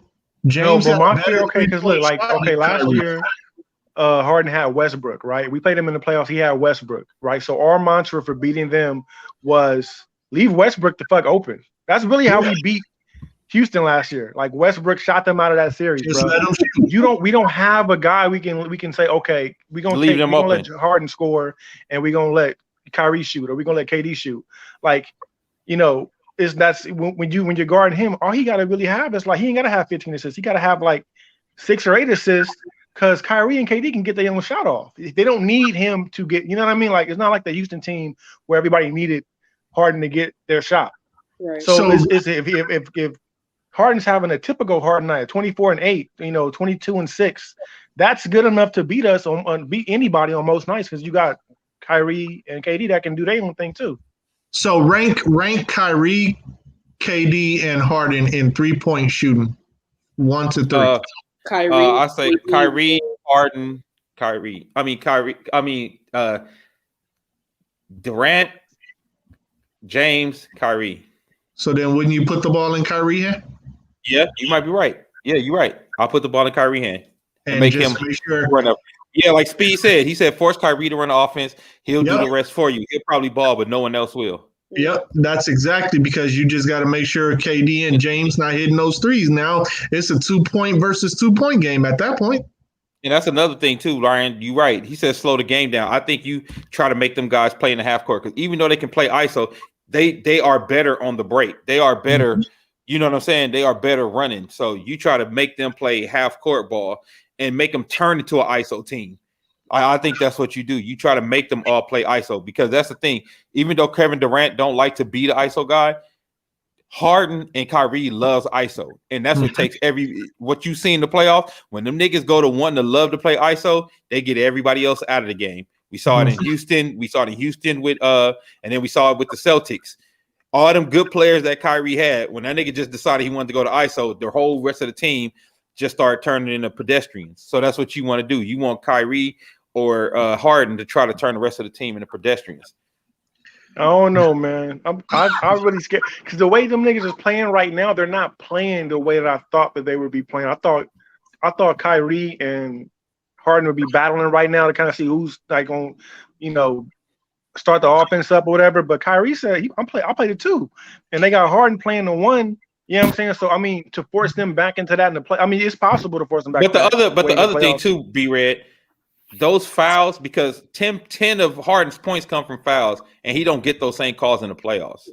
And when he don't get those calls, he becomes such a regular player. When he's not getting 10 points at the cup, yeah. Another thing, how many games have we seen all 3 of them play together, though? We still haven't seen a large sample size of all 3 of them because it's always one person is missing right now. Yeah. So until we see a large sample size of all 3, we don't know what the issues are going to be. Oh, my bad, Speed. He said 20 comes from fouls. So, and they don't call them calls the same way because that's why he was getting so frustrated in the Lakers last year, because they was playing them straight up. We didn't have to double Harden, and like you said, we was letting Westbrook shoot. So that is the difference, because Westbrook would now be Joe Harris, so you can't use that strategy. But again, you got AD. You put AD on Kevin Durant. That's what I would do. I'll put AD on Kevin Durant. What's Joe Harris averaging right now? I don't know. That nigga don't miss from 3-point line though. I don't know what he's shooting. I mean, what he's scoring. That nigga don't miss. Hey, you sound concerned, Red. Oh, I'm very concerned. I'm not. Y'all. The way y'all talking, like he averaging. It don't seem like that's gonna be an easy team 15, to beat 15 right now. I don't think it's gonna be easy.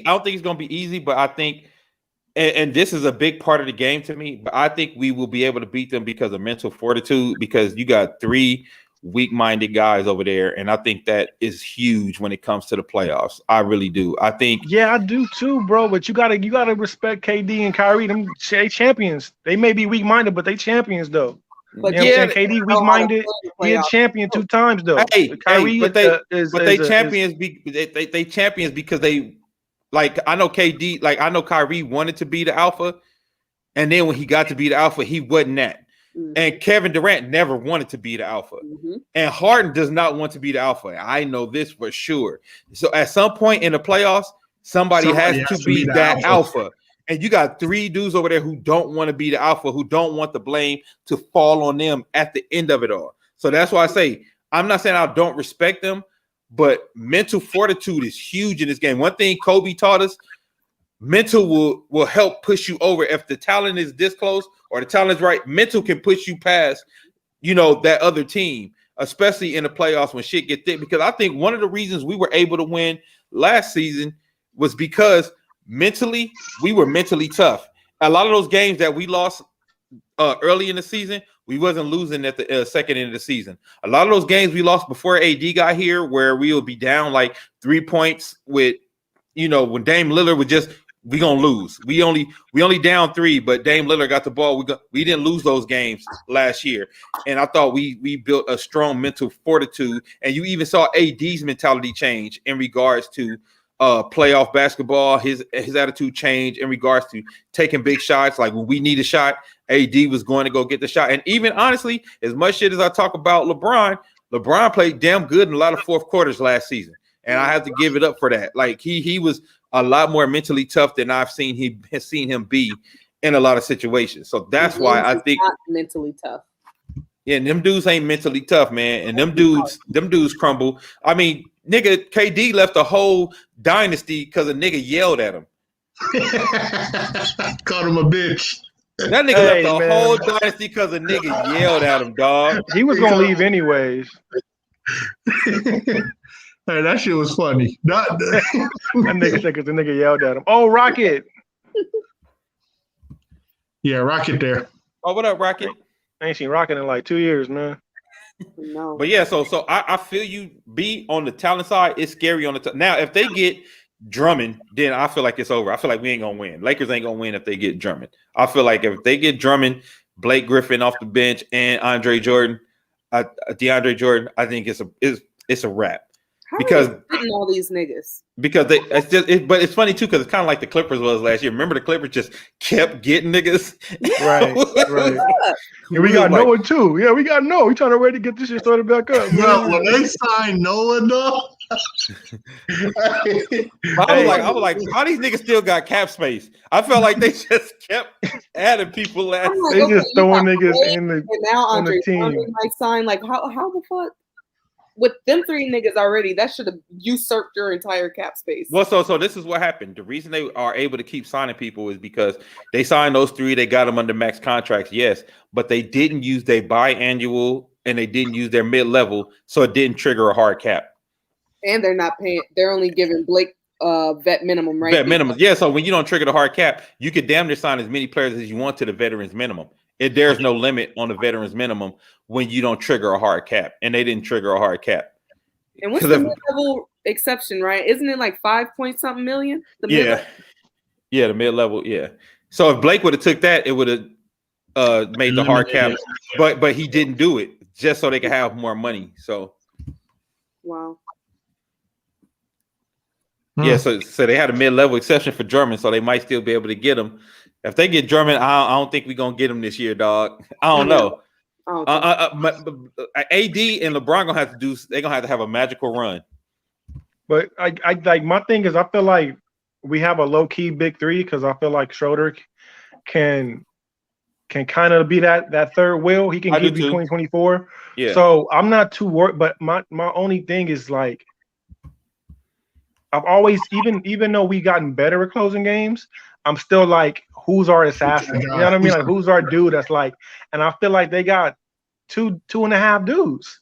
I feel like KD's an assassin in the game.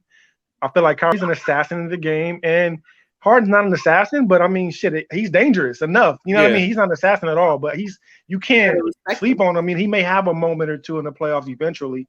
So it's like, fuck, like if we get into a game when LeBron doesn't want to go to, to be aggressive because he's scared of getting fouled and it's a close game, we need a bucket.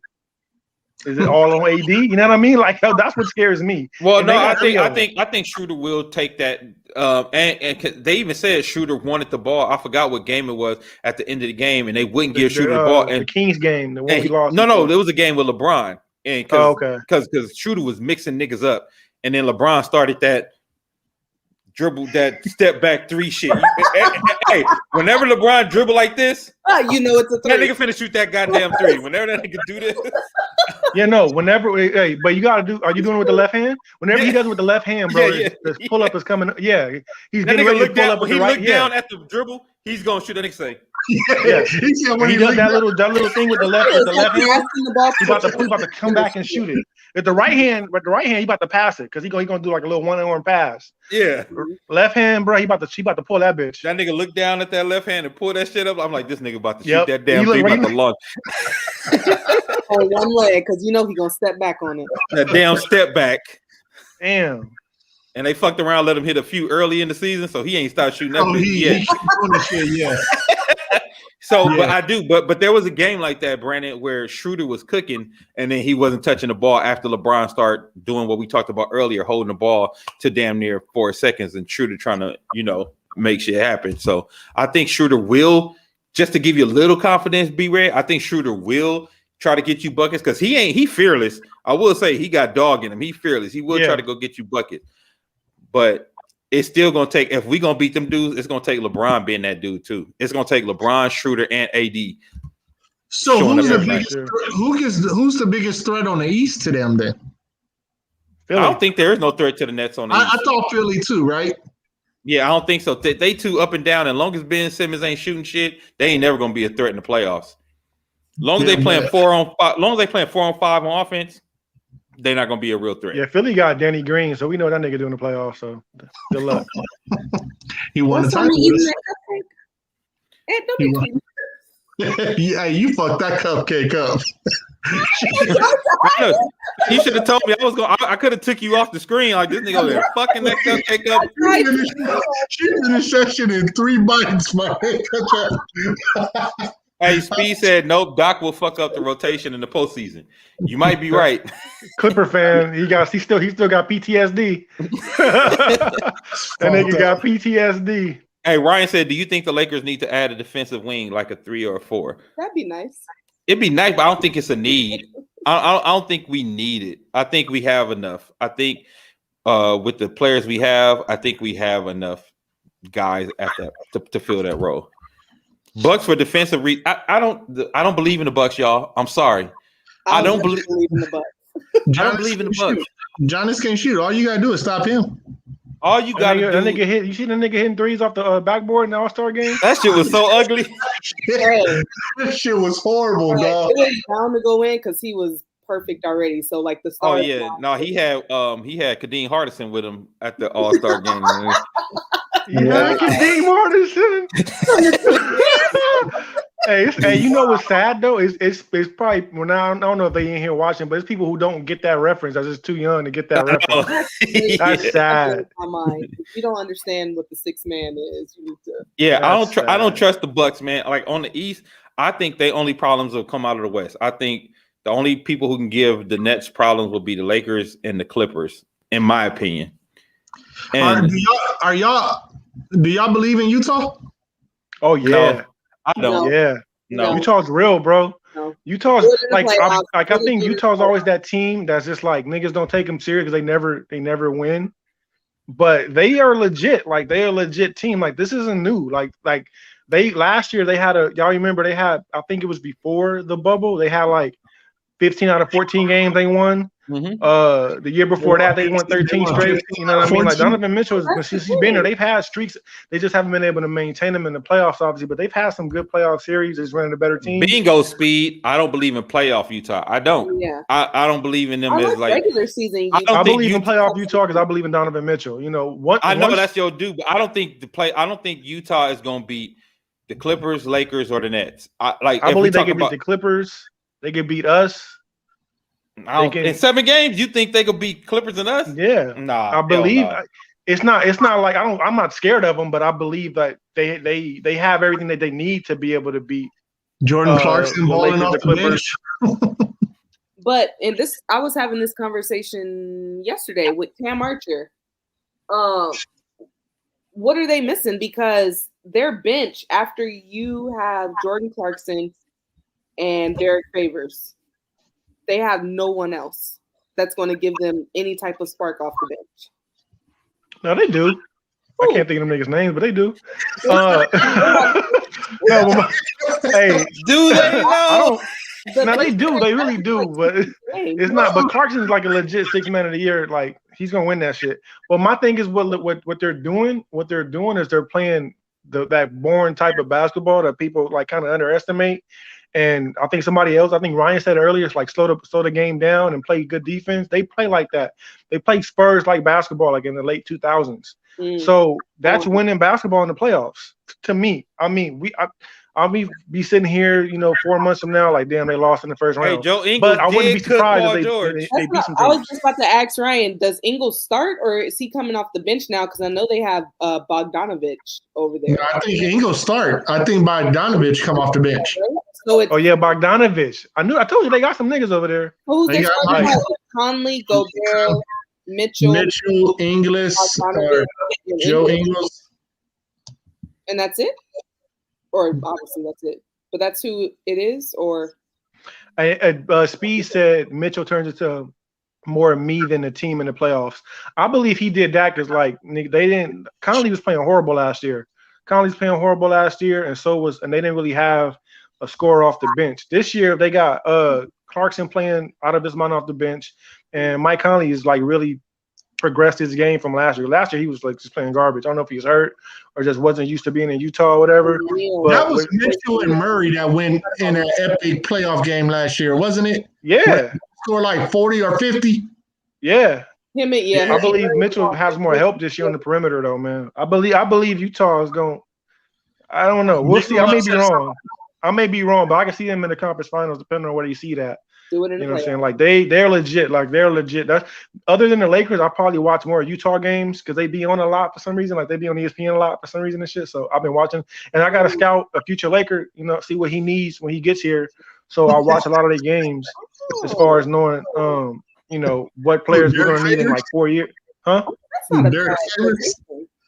No. Donovan Mitchell will be a Laker in 4 years. I need to scout the team.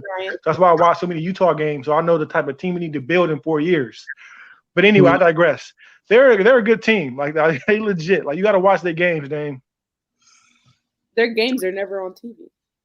Always on TV. Every time I turn around, they on ESPN or TNT. So one other topic I wanted to hit on. We did a lot of NBA talking today, but there was big news out of Big D yesterday. Pause. Out of what? Wow. I said out of all the things you could have said, you just decided to say that. I said couldn't say Dallas, huh? Yikes. I said Paul. Don't matter. I'm not accepting that pause. You knew what you was doing. Dak finally got paid by the Cowboys. What are your thoughts about this? Jerry finally had money because he stole that money from all the gas company customers in Texas. So damn, that's fucked up. He took their money. Hey! It hurt Jerry Jones so bad to pay that nigga, bro. It hurt him so. He waited to the last possible minute. He was like, ooh. He was brushing his teeth saying nigga the whole time he was brushing his teeth. The fact that Billy said he paid that nigga. That's bro, what's that? What? I gotta pay that. What's that meme where Hulk Hogan spraying NWO with the end? That nigga Jerry Jones was hot, bro.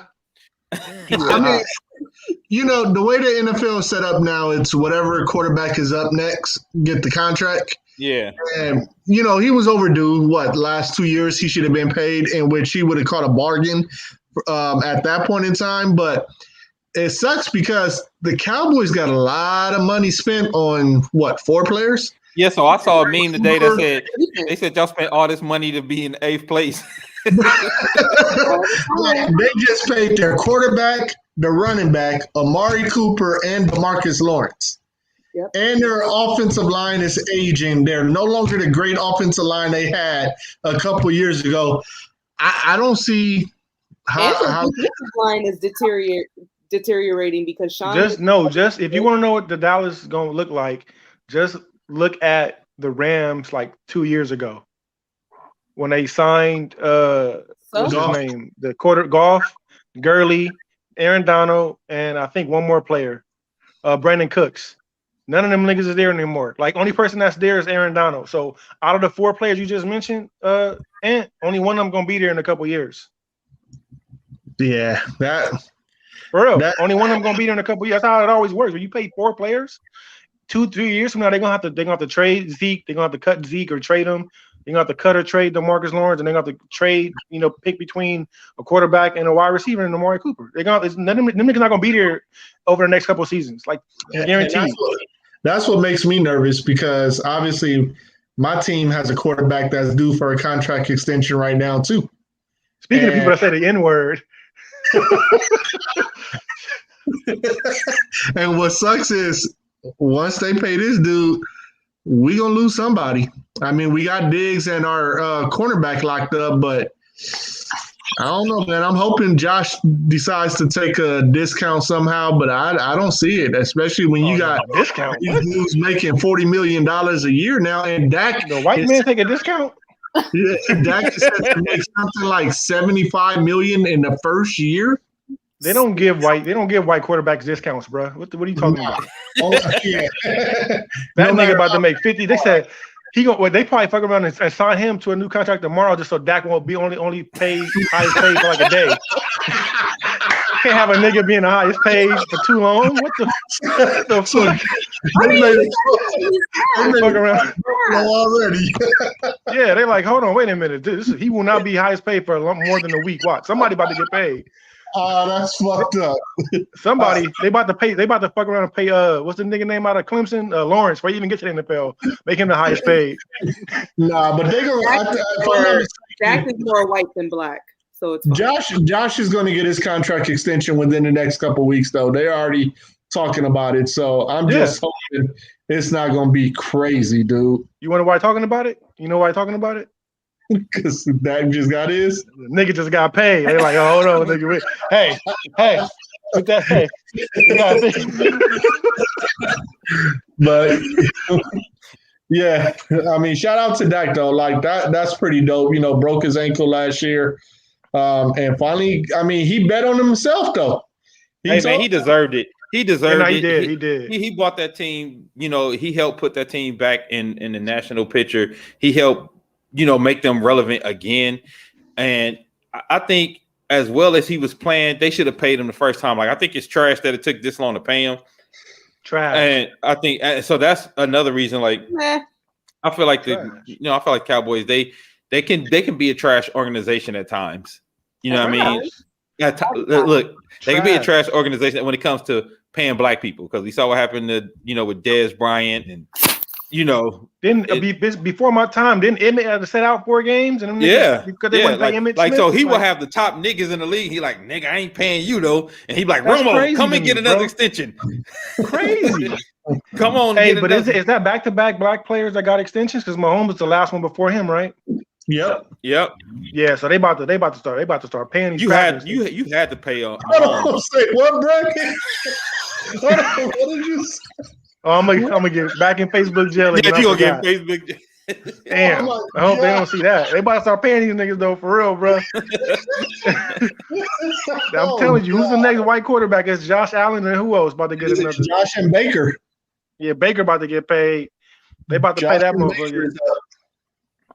So, but yeah, I mean, NFL news is still coming. You got the draft about to come out in about a month.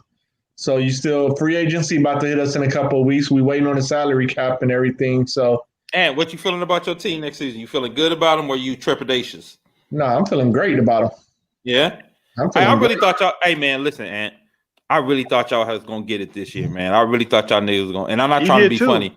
I was dancing after they coming to. I was actually pulling for y'all so you could enjoy the Super Bowl. Nah, so I'm gonna tell you. And they had the bottle. And they got the bottle. He was like, "Woo!"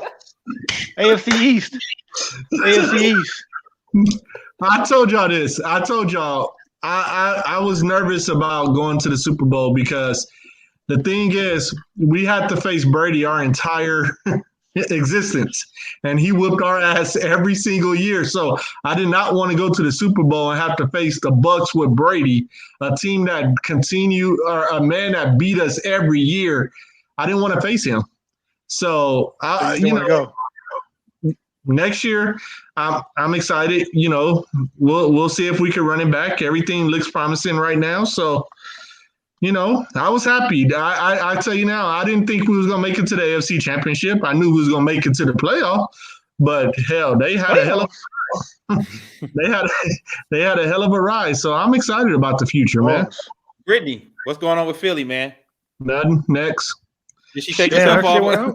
Her shit went off when you said that. Did she take herself off as soon as I asked you about it? Did you do that? I didn't do it. I didn't touch. Wow, that's crazy. You don't want to talk about it?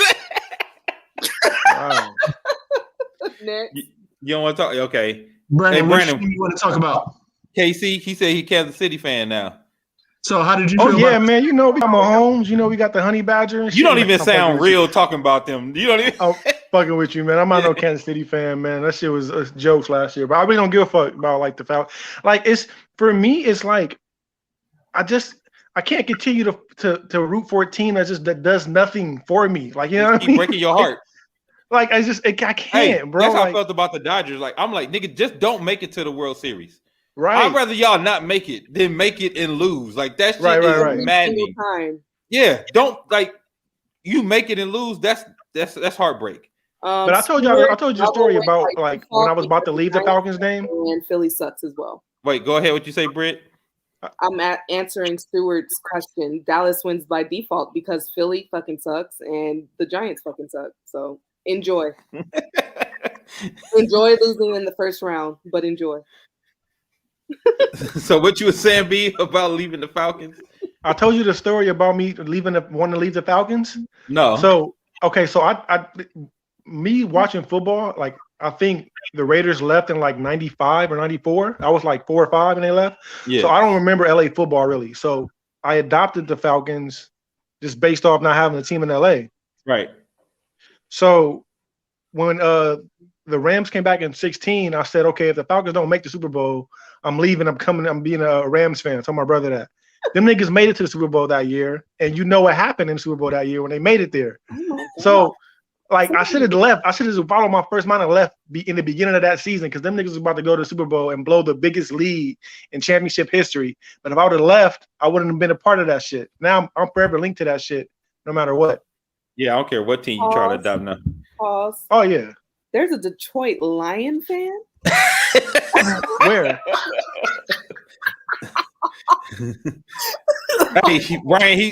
Brandon, he said you don't even have a right to talk about being let down by a team because he's a Lions fan. Ryan, how do you feel about Jared Goff and Marvin Jones saying "fuck this shit"? That nigga said I'm a Lions fan. That's like being a fan. That's like the Cubs of the NFL before they won. That gotta feel like 1,000 paper cuts every time you watch a game. I still feel like being a Falcons fan is the worst, bro. Like no other team has had like a fucking holiday. It's coming up too, March 28th. Like with them, y'all had Megatron at one time. Yeah, that's yeah. Sorry, well.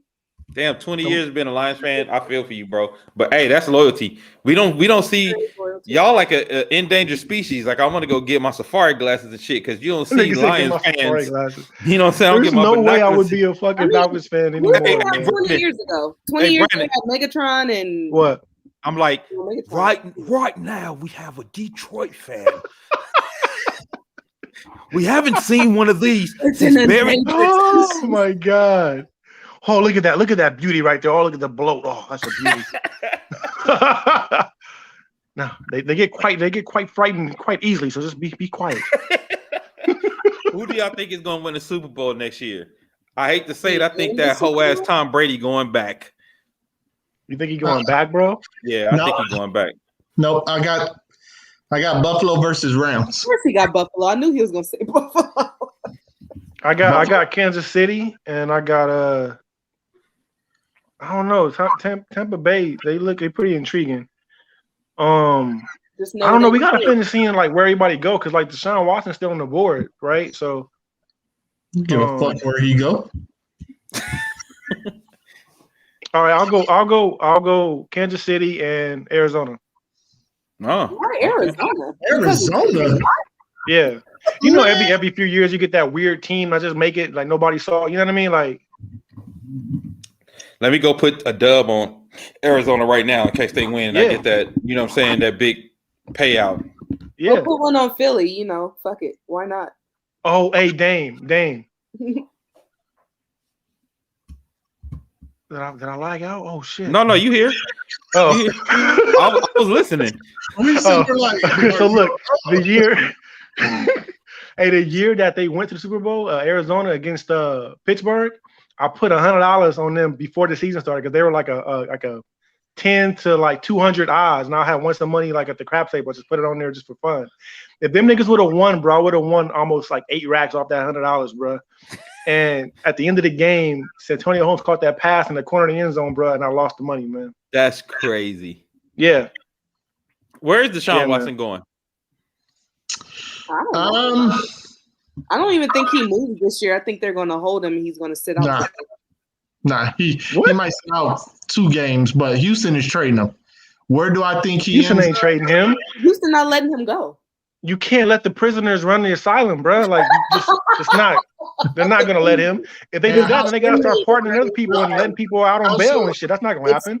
How soon did he die after you made that comment? Like a good month. I don't know. It was a while. Weeks. No, a month he died. Of like a month. So the prisoners won. Did they? I think he said he's going to Detroit as punishment. I think he goes to a NFC or AFC team. It's going to be Miami or the Jets. Well, those are his top 2 choices. Oh, they are? Uh-huh. Those are the 2 that got the best assets to give away. Okay. Miami has Tua and draft picks, and then the Jets got the number 2 overall pick and defensive player. So that's where I think he goes. But he doesn't make either one of them the favorites in it over Buffalo. Why do you keep saying Buffalo, bro? Like the Chiefs don't exist in the He's a AFC. Like, fan. Let I'm him- talking about our division. Miami and Jets are in our division. oh, okay. Fuck the You Chiefs. don't worry about Kansas City and AFC? I do worry about Kansas City. That's the only Okay. team I worry about. You don't worry about the Ravens? Nah. Lamar can't throw the ball in clutch time. I'll never. Hey, you sound like one of them racist ass owners, man. Don't be saying that on live. It's only in private rooms, bro. Don't say that shit on like our little podcasts and stuff, man. The boy, he can run. He can run like a motherfucker. Hey, but- wait, don't say that. All right, y'all. Look, he's On a that good note, we want to quarterback. thank everybody for watching Take 5 Sports. It's been a great show. I hope it's not another year before we see y'all back. God Run, damn it, boy, Anthony. run.